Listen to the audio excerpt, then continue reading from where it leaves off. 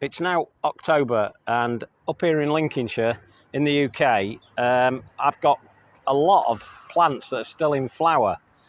The coldest of the weathers haven't hit us yet, and I'm sure once they do, things will change very quickly. But for now, things are looking pretty good. And what I wanted to show you was how much colour you can have in your garden at this time of the year, especially in the UK.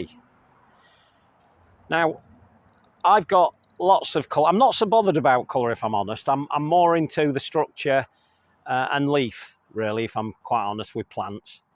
But obviously I like colour as well. But what I wanted to show you was how much colour there is going on in my garden at the moment. So what we'll do is we'll start with one or two plants that are looking really good at the moment. So this one here is one of the Symphotrichums, and it's Monk, and it's Aster Monk. It used to be called Aster Monk. It's now Symphotrichum.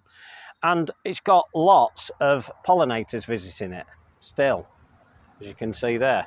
They're visiting it. And then we've got another Symphotrichum here, which I absolutely love, this one. And again, we've got some bumblebees onto this one. And some little, I think that's a honeybee, I'm not sure. But anyway, plenty of pollinators at this one. Another reason why you should have this type of plant. Now, Symphotrichums, this is their time really. But there's one or two great varieties, and the two I've got, have I got two or have I got three? I've got three different types, but I'll show you the other one in a minute. So that one's Marina Wolkonsky, Symphotrichum Marina Wolkonsky, and I absolutely love that one. Now, also, I've got this plant here, and it's a sunflower type. And again, the pollinators like this one. I can't see anything on it at the moment, but it's a superb sunflower called Helianthus Cape Neck Star, and it's just a beauty. So, proving again that even sunflowers are doing the thing at this time of year. Now this one here, this is Persicaria amplexicaulis. I'm not sure which one. A friend gave me it. It came without any name on it really, but that one there is flowering its socks off and has been doing for probably a month and a half at the moment. Now one of my favourites at this time is this one here, and this is Leucanthemella serratina, and it's only just started flowering. Well, I say only just, maybe a week or so. And this is its time to shine. So that is looking absolutely excellent as well. Now, other bits and bobs I've got is this Agastache, or Agastache, whatever you want to call it. This one's called Blackadder, and it's a real nice one. It's new in this year, so it's very, very small at the moment, but it's a little stunner, and I really like that one. And it has a lovely scent as well. Well, the leaf does. So, I've got another Symphotrichum here. I think this one's Iso Muzuraki. It's a very small flowered one, and the problem with this one is it can be a little bit of a spreader. So what I do, I don't try and fight that. What I try and do, I either deal with it by digging out at the beginning of the year, or I put it next to a plant that is equally as tough or aggressive. So in this case, I put it next to this Eupatorium. And it's helping to control it. So if you want to help to control a plant that you'd like to have, but you just know it's going to take over, then that's what you should aim to do. Put it next to something that you think it can cope with. Okay, in the background there, I said I only had three Symphotrichums, and I just realised I've got quite a few. Just back there, the purpley one there, that's called Symphotrichum Little Carlo. And that is a really nice dwarfing, small flowered one really. Now this Rebecca's been doing well for the last 2.5 months easily, and it's just looking good still. It's going over now, starting to go over, but that's Rebecca Demii, and that is looking absolutely stunning. I really like this one. There's several plants in there, there isn't just one plant, and that will gently start spreading over time. So I've got an Inula here, and it's called Inula Hookerii, and that's doing well. And don't forget, we're in October at the moment, and that's doing well. So it's doing a reflower, as are some of the geraniums, some of the hardy geraniums. They're looking really good because I cut them back as soon as they've finished flowering. I always tell people to cut them back. Once they've finished flowering, cut those back and they will reflower. And so will this one as well while we're here. This is Cirsium Rivulare Atripurpureum, and again this one flowered very early for me here, and then I cut it back and it's rewarded me by sending up more flowers at this time of year. Now, I suspect partly because we've had some good weather, as we all know, most of the year. Now, the Hylotelophyums, I've several of those, so we'll not show you around them all, but we've got some good Hylotelophyums that are doing really, really well. And that's the old sedums.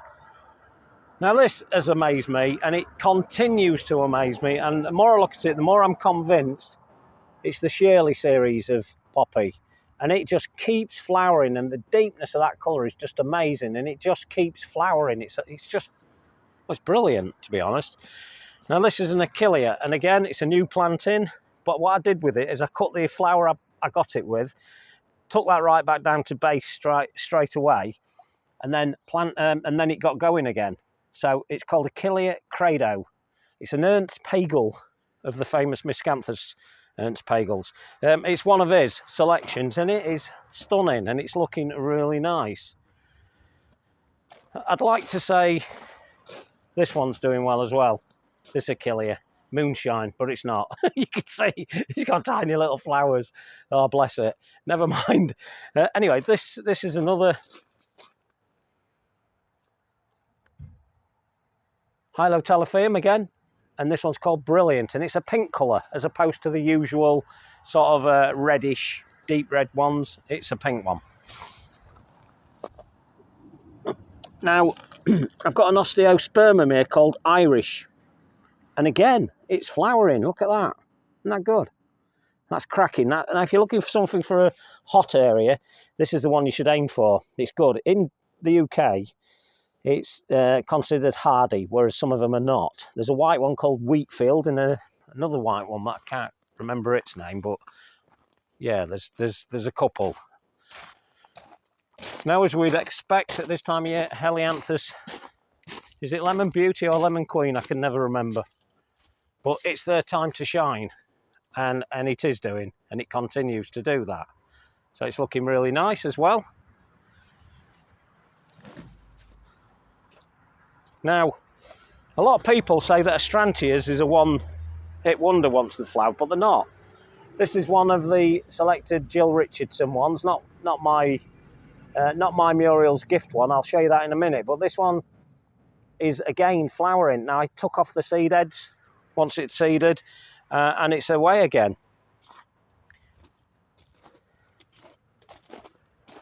Looking for something else. Verbena bonariensis. Now, we can expect Verbena bonariensis to keep going for quite a while yet. But these are all self-sets, all seedlings that found themselves in different positions in the garden.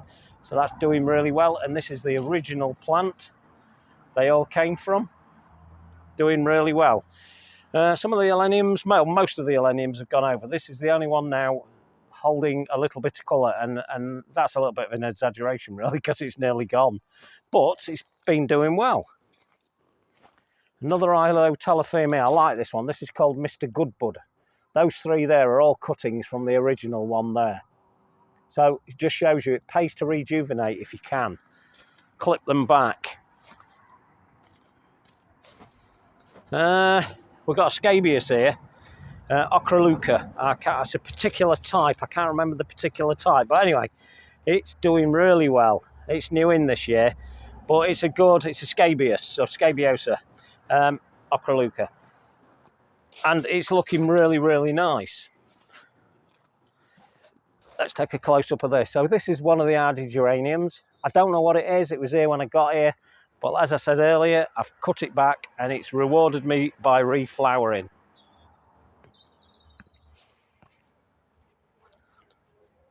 Now, this is a geum, and I've cut it back, but I moved it recently. But if I hadn't cut it back, it'd still be doing really, really well. This one's totally tangerine. It was given to me, unnamed, but I've narrowed it down to totally tangerine because it just continually flowers.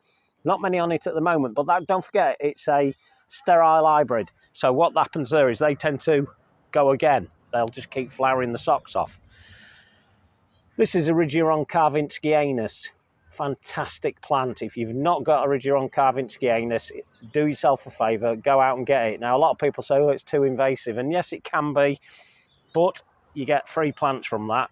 I have it all over these steps here that we call the east steps, and it's growing in all the cracks. It just finds itself in there. We've not planted one of them. The original was planted up on that corner behind that toad, and it's rewarded us again by giving us all those.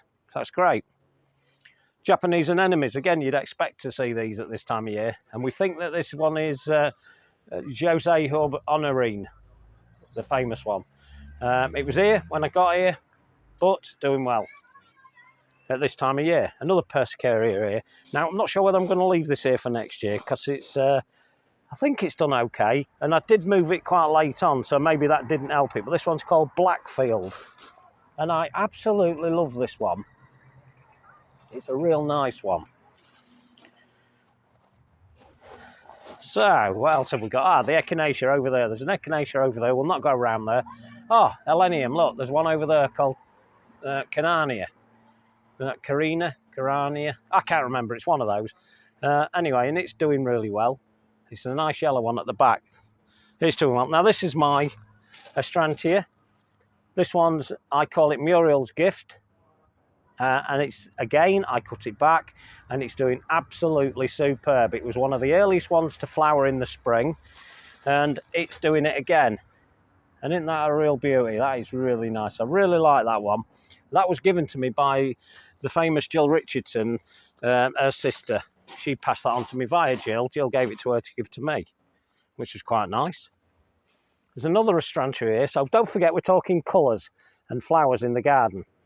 And this one's Astrantia Roma. So it's a sterile hybrid. And that's how it's looking. Oh, yeah, while we're over here, I was just going to show you this. So the roses tend to be a little bit hit and miss. They come and they go. And the varieties I've got. Now, that's more of a pink variety, that one. It's not really coming across on there, but it's a pinker variety. And I've got another one here, a white variety. And that's looking really nice. But the one thing I love about these, if you've got the patience to leave them, leave the hips on them. Look at that. That's how you get rewarded. Beautiful colour on that one. In fact, that's almost like a tomato. Yeah, I won't want to eat it though. Now this is Pavoskia. I've got a lot bigger plant than this. This come off the bigger plant, and look at it, it's still doing well. I love Pavoskias because they have this lovely colour and a lovely scent if you brush past them as well. Okay, so anything else? Yeah, this is another rose, Gertrude Jekyll, and it's just keeps flowering and flowering. I thought I'd left some hips on this one, but I've left one or two, but they don't seem to really come to much, them ones. Oh, there's one there, but it's not really coming to much, not like the other one. That's a lovely colour, the other one. So that just goes to prove that in October in the UK it is not the end of the season. In fact, for my garden, September begins the journey again, and everything comes on again. So the early flowers flower, and then we're all then taken over by the grasses, which are absolutely stunning. I'll try and do specify a little bit more on the flowers, because I've got one or two pennisetums that have amazed me this year that they've actually flowered.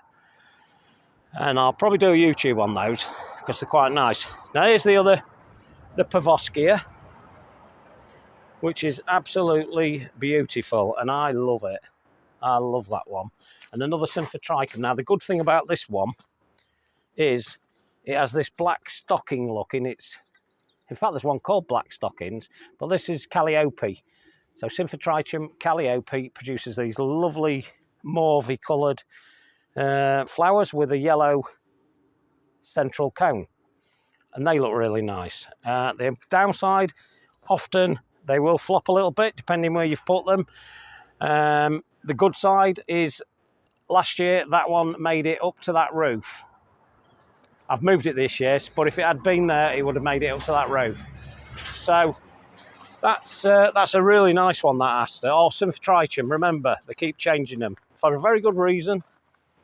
They change these things, and that's to get the families correct. Now, as we approach into autumn, we will start getting some colours coming on these plants, such as this one, this hydrangea, and it's a quercifolia type. So the oak-leaved hydrangea. This is a particular type, and it's called Burgundy, and it's not even at its fullest colour yet. I've just moved this because I wanted to keep it. I've moved it on and I've moved it into there, so it's maybe not going to do as well as I would have hoped, but nevertheless it'll look fantastic as autumn really kicks in.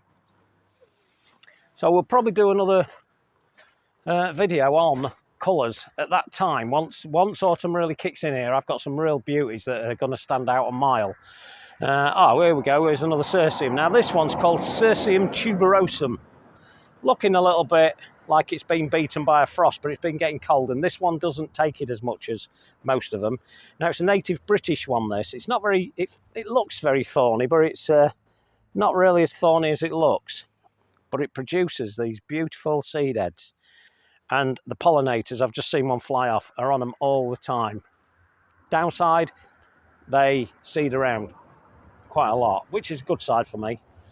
I don't know which this one is. Let me try and find the label, because it was given to me by a friend and we wasn't sure. She thinks it's Monada Blaustrumpf, but we're not 100% sure. I'm not overly keen on this one because it tends to drop a little bit, but I'm going to give it another chance.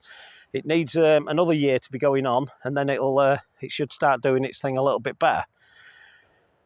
So, yeah, as autumn really kicks in, I will show you more and more why you should be getting plants or trees or shrubs such as this one.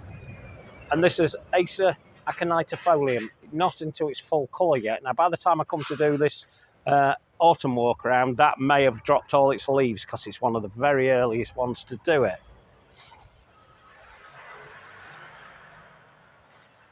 I'm not quite sure which this plant is. It was here when I got here. We have identified it. I've written it down somewhere, but I can't remember its name. But it's got flowers on it, so it's still doing well as well. So what would you take out of this? Well, I would take out of this that in October, early October in the UK in 2022, flowers are still doing really well. The one that I would point you to is that one there, Rudbeckia Demii.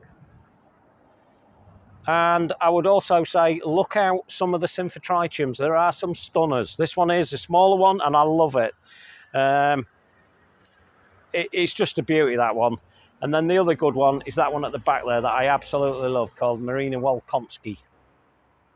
And that's superb. Oh, we forgot about this, didn't we? There we go. Elianthus augialis, standing 10 foot. It's been full of flowers. And I kid you not, that has been flowering for 2.5 months now and continues to do so. Next year, that plant will be moved back there, where that one that appears to have fallen over is. That hasn't fallen over. I dug it out yesterday and just stuck it there. But it'll be fine. It's a Rudbeckia. They're hardy old things, them things. I'll leave it out there for some time. So, there we go. Proof that October in the UK can be full of flowers, and often is.